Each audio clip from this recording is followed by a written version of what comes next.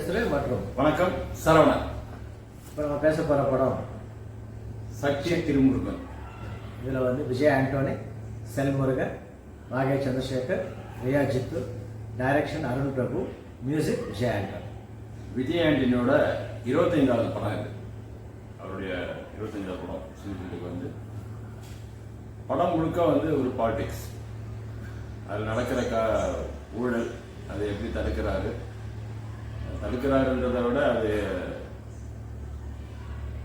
அந்த வில்லனை எப்படி முறியடிக்கிறார், அவருடைய முயற்சி எப்படி முறியடிக்கிறார்ன்றது தான் கதை. பல படங்கள் இது மாதிரி வந்திருக்கு. இதில் இன்னைக்கு இருக்கிற டெக்னாலஜிக்கு அதை எப்படி தடுக்க முடியும் அப்படின்றது தான் கதை. ஃபர்ஸ்ட் ஹாஃப் நல்லா விறுவிறுப்பாக போச்சு. செகண்ட் ஹாஃப் வரும்போது பழைய ஸ்டோரி தான், பழைய கதைன்ற மாதிரி ஒரு நமக்கு ஃபீல் பண்ணுறோம். 2.25 மணி நேரம் படம்.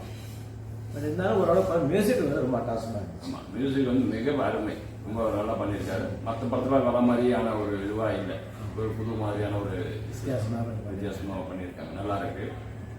முக்கியமாக கதையில் பார்த்தீங்கன்னா சொன்ன விதம் நமக்கு புரியலையான்றது தெரியல. ஏன்னா அவர் எதுக்கு அதை ரிவைண்ட் பண்ணுறாரு அப்படின்ற ஒரு விஷயத்த வந்து தெளிவாக சொல்லலை படத்தில். ஃபஸ்ட்டாக எடுத்தவொடனே வந்து ஒரு 89 ஆரம்பிக்கிறாங்க. ஒரு அம்மா சூசைட் பண்ணி இறந்துடுற மாதிரி காட்டுறாங்க. அவங்களுக்கு ஒரு கை குழந்தை. அந்த கை குழந்தைய வில்லனாக நடிக்கிறவர் அந்த குழந்தைய எத்தனை போட்டு வர சொல்லிடுறாரு ஒரு குப்பமேட்டில். அது குப்பமேட்டில் போட்டு வந்துடுறாங்க.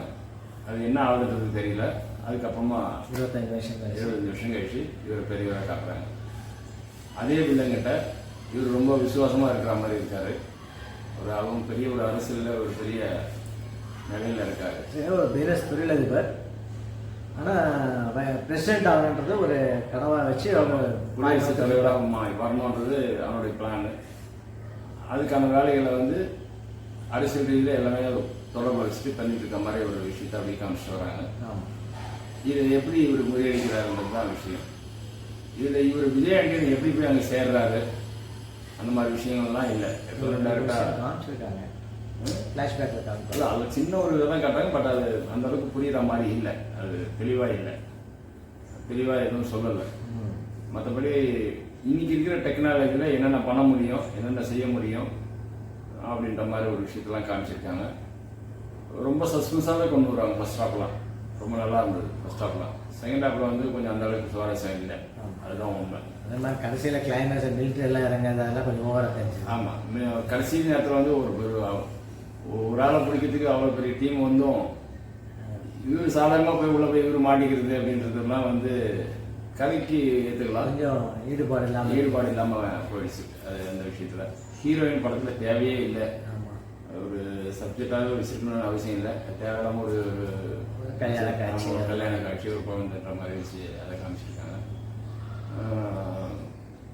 நம்மளுடைய அவர் பேர் என்ன, வாகை சந்திரசேகர். அவர் இந்த படத்தில் வந்து ஒரு சமூக ஆர்வலராக வராது. அவர் தான் அந்த குழந்தைய எடுத்து வளர்க்குற மாதிரி காட்டுறாங்க. ஒரு சமூக ஆர்வலராக நிறைய ஒரு 2-3 விஷயத்த சொல்கிறாரு. பட் அது எதுவும் ஓகே தான். பட் ஆனால் சுவாரஸ்யமாக இல்லை. அது எதுவுமே ஓரளவுக்கு பார்க்குற மாதிரி இல்லை. ஒரு காட்சி அமைப்புக்கு ஒரு தேவை, ஒருத்தர் இவரை வளர்க்குறாங்கன்ற மாதிரி தேவை. அந்த சமூக ஆர்வத்தை இவங்க மேலே திணிக்கிறாங்க. அது எப்படி அதுக்குள்ளே வரான் அப்படின்றதுக்கான ஒரு விஷயத்துக்காக அந்த விஷயத்தை வச்சுருக்காரு. மற்றபடி படம்ன்றது முழுசாக இன்டர்வல் வரையும் சுவாரஸ்யமாக இருக்கும். அதுக்கப்புறமா கொஞ்சம் இழுத்த மாதிரி தான் இருக்குது கதை. பார்க்கலாம். ஓகே, ஆவரேஜ் தான். ரொம்ப ஓகேன்னு சொல்கிற அளவுக்கு இல்லை அப்படின்னு தான் விஷயம். படம் முடியும் கூட ஒரு தெளிவாக முடிக்கல அப்படின்றது தான் விஷயம். அது ஒரு தொடர்ச்சியாக அது எப்படின்றது புரியாமல் மொட்டையாக நிறுத்திட்ட மாதிரி ஆகி போயிடுச்சு படம்.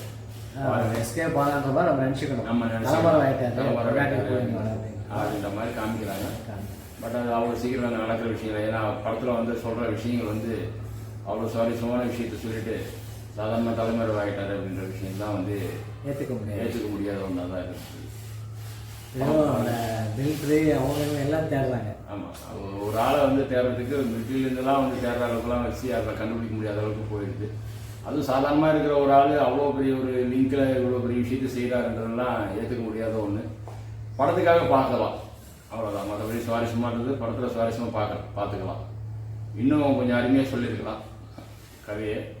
செகண்ட் ஹாஃப் கொஞ்சம் வேறு மாதிரி பண்ணுங்க. ஆமாம், படம் பாருங்க, உங்களுக்கு எப்படி இருக்குன்றது புரியும். நன்றி, வணக்கம். லைக் பண்ணுங்கள், கமெண்ட் பண்ணுங்கள், ஷேர் பண்ணுங்கள், சப்ஸ்கிரைப் பண்ணுங்கள். தேங்க்யூ.